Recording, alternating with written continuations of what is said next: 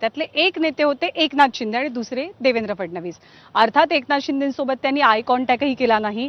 देवेंद्र फडणवीस आणि उद्धव ठाकरे जेव्हा भेटले तेव्हा खूप इंटरेस्टिंग कॉन्व्हर्सेशन झालं. वेदांत आपल्याला माहिती देईल की नेमके जेव्हा हे तीन नेते एकमेकांच्या समोर आले तेव्हा कुणासाठी ऑकवर्ड सिच्युएशन होती, कोण कुणाशी काय बोललं. सगळ्यात आधी उद्धव ठाकरे आणि एकनाथ शिंदे.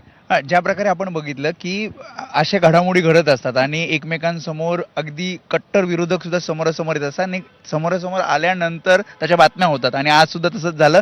उद्धव ठाकरेंना वार्ताहर कक्षामध्ये पत्रकार परिषद घ्यायची होती, मात्र त्याआधीच मुख्यमंत्री आणि उपमुख्यमंत्र्यांची पत्रकार परिषद वार्ताहर कक्षात ठरलेली होती. आणि असं असताना जेव्हा लॉबीमधनं जेव्हा उद्धव ठाकरे जात होते तर आधी सुरुवातीला ते देवेंद्र फडणवीस समोर आले. त्याच्यानंतर देवेंद्र फडणवीस आणि त्यांच्या एकमेकांना त्यांनी नमस्कार केला आणि मग त्यांनी सांगितले की पत्रकार परिषद तुम्ही घेता. तर उद्धव ठाकरे पोडियमला, म्हणजे पोडियमला सुद्धा पत्रकार परिषद होता, तर ते पोडियमला निघाले.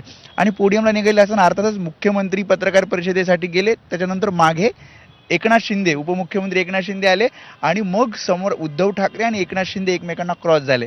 आणि याआधी सुद्धा दोनदा असं झालेलं आहे.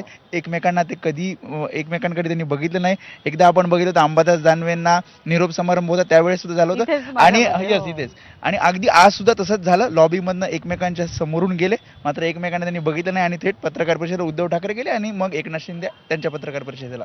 थँक्यू वेदांत या सगळ्या माहितीबद्दल. तर अशा बऱ्याच रंजक घडामोडी या लॉबीमध्ये आणि या सगळ्या विधिमंडळाच्या परिसरामध्ये घडत असतात. आणखी एक महत्त्वाची बातमी म्हणजे मराठा उपसमितीची बैठक मुंबईमध्ये पार पडली आणि 48 लाख कुणबी नोंदी या आढळलेल्या आहेत राज्यभरामध्ये, याची माहिती सुद्धा मिळालेली आहे.